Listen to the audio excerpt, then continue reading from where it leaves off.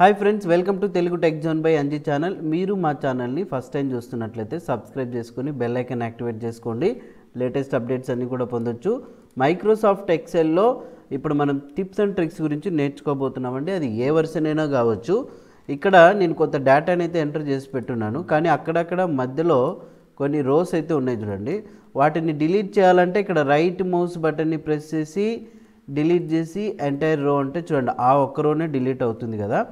అట్లా లేకుండా entire work షీట్లో ఎక్కడెక్కడైతే ఖాళీ రోస్ ఉన్నాయో వాటిని మాత్రమే అట్ ఏ టైం డిలీట్ చేయాలంటే సో ఎలా అనేది ఇప్పుడు మనం నేర్చుకోబోతున్నాం. ఈ వీడియోని చివరి వరకు చూడండి, స్కిప్ చేయకుండా. మన ఛానల్ని ఫస్ట్ టైం చూస్తున్న వాళ్ళు సబ్స్క్రైబ్ చేసుకొని బెల్ ఐకాన్ అయితే యాక్టివేట్ చేసుకోండి. చూడండి, ముందుగా మీరు వర్క్ షీట్ని అంటే ఫర్ ఎగ్జాంపుల్ కొంత డేటా మాత్రమే ఉందనుకుంటే ఆ ఏరియాని సెలెక్ట్ చేసుకోండి. ఎక్కువ డేటా ఉన్నట్టయితే Ctrl+A ప్రెస్ చేయండి, మీ కీబోర్డ్లో మొత్తం సెలెక్ట్ అవుతుంది. ఇప్పుడు డైరెక్ట్గా మీ కీబోర్డ్లో ఫంక్షన్ కీస్లో F5 ప్రెస్ చేయండి. F5 ప్రెస్ చేసినప్పుడు ఇట్లా గో టు ఆప్షన్ వస్తుంది. ఈ గో టు ఆప్షన్ అనేది ఇక్కడ డైరెక్ట్గా మీకు హోమ్ ట్యాబ్లో ఇక్కడ ఫైండ్ సెలెక్ట్ అనే ఆప్షన్ అయితే కనిపిస్తుంది కదా. ఇక్కడ క్లిక్ చేసినప్పుడు మీ గో టు ఆప్షన్ అయితే వస్తుంది, అవునా. ఇక్కడ స్పెషల్ బటన్ని క్లిక్ చేయండి. క్లిక్ చేసిన తర్వాత మనకి ఏం కావాలంటే ఓన్లీ బ్లాంక్స్ మాత్రమే సెలెక్ట్ అవ్వాలి. కాబట్టి ఈ ఆప్షన్ తీసుకున్న ఓకే బటన్ని ప్రెస్ చేసిన చూడండి, ఓన్లీ ఇక్కడ బ్లాంక్స్ మాత్రమే సెలెక్ట్ అయిపోయినాయి.